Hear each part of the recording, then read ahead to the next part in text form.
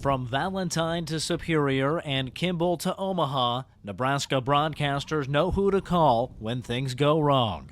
He's the guy you turn to at any time when you need to get back on the air, AM or FM, he's got you covered. If I've called a friend who owns a station and I say, what's going on? Oh, I'm having a horrible time. Val's on his way. You know, that's what you hear is Val's on his way. When that white van shows up with the 9-county plates, like this sense of relief comes over me because I know that there's a solution in sight. Even when it doesn't seem possible, Val always pulls it out. Before Val Lane became the man who rescues Nebraska broadcasters, he was a 5-year-old kid tinkering with transistor radios.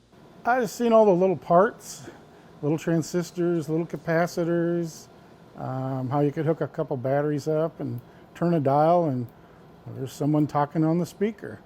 So it was very interesting. Not long after graduation from Kearney High School, Val turned his interest into a job. I landed a job at the Stanley Sound Radio Shack in Kearney, Nebraska. My first job there was just sweeping floors. Pretty soon, the company put him on their tour crews, and he was working as a sound tech on the road for the world's biggest performers. Dolly Parton, Neil Diamond, Bob Dylan, John Denver, Johnny Cash. Val is credited on 3 albums, Neil Diamond's Hot August Night 2 and a pair of Bob Dylan albums. After 6 years on the road, he turned to entrepreneurship, starting several businesses. He found a hit with Central Electronics, which got him working with Nebraska broadcasters. He quickly earned respect for more than just his technical skills. He always impressed me as a non-traditional engineer in that he had a certain depth to understanding the broadcast business and how important it is to have your radio stations on the air. Without a working transmitter, everything else you do is kind of a rumor.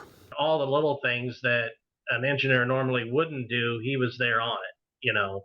And so I truly appreciate Val more than he knows. Radio engineering was a natural fit for Val, drawing on his radio repair experience and his professional sound work. Broadcast engineering for radio stations was really just a perfect marriage with RF, radio frequencies, and audio, delivering a strong RF signal for the broadcasters and good quality audio. Even with the perfect marriage of knowledge, Val needed the perfect partner by his side to make the radio engineering business work. He's been married to Sherry for 44 years. She helped do tower work, painting, wiring, soldering, cleaning, mouse disposal.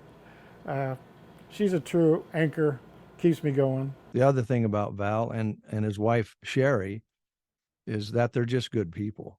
I think that's one of the things that we all know, that they're just good people, and you don't have to worry about anything with Val and Sherry. They'll do it right and fair with you. Their reputation grew, and so did the business. In 35 years, Val has worked for nearly 100 radio stations and 15 TV stations, all while being on call 24/7. I've actually texted him at 2 o'clock in the morning and asked him to get a hold of me in the morning because we had a problem, and the phone rings, and it's Val. And I said to him, "Don't you ever sleep?" And he says, "Not very often." He's on call for disasters like fires, thunderstorms, ice storms, and floods. I remember the day I called him and we had a tower that collapsed in Lincoln. I was nearly hysterical. Val was just calm. He's like, "Well, I've seen this before. It happens." I was like, "Well, it's really bad." And he's like, "Well, we'll fix it." While I was distraught, he was putting together a plan in the back of his head about getting me on another tower in a matter of days to get back on the air with equipment I didn't even know we had from the junk pile that he keeps in Kearney. Val started his own tower company, which he sold to his employees 3 years ago. Many count him as a mentor. From boss to my mentor, I just wanted to say congratulations, Val. This is something you definitely have earned, and I can only hope that one day I will have the knowledge you have in your little finger and my entire body. Again, congratulations, well deserved, and I look forward to working with you in the future. He's known for his vast library of parts. He always has a spare for everything. You call him and tell him what blew up, and he's like, oh, I think I got a spare for that. I'll look for it, I'll find it, and I'll be on the way in about an hour. And that's just an incredible resource. I was busy ripping everything out of the racks and putting it in the dumpster in the back. I come the next morning and Val's digging it all out of the dumpster. He's a scavenger. He harvested all of that equipment, and then I think he keeps like a warehouse full of this stuff. And it's amazing to me. You know, I'll need a part, and he's like, well, I think I've got something that we took out of Nebraska City 5 years ago. And I was like, oh, you mean the stuff in the dumpster? The feeling of getting stations back on the air or getting them on the air for the first time is what keeps him going. That's one of the joys of seeing the final outcome. Everything goes on the air, everything's legal, everything's working, and everything sounds good. That's probably the best reward. It's a mindset that's landing him in the Hall of Fame. He's a guy on a mission to keep Nebraska radio on the air and Nebraska TV on the air, and there's no problem too small or too big that he can't deal with. He always knows in the back of his mind that he's affecting the listener.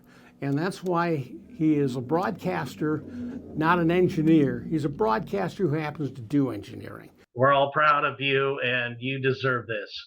And by the way, I apologize for not being there tonight. I'm in South Carolina, but I guarantee you if the transmitter goes down, I'll be calling you. Congratulations to Val Lane on his induction into the Nebraska Broadcasters Association Hall of Fame Class of 2023.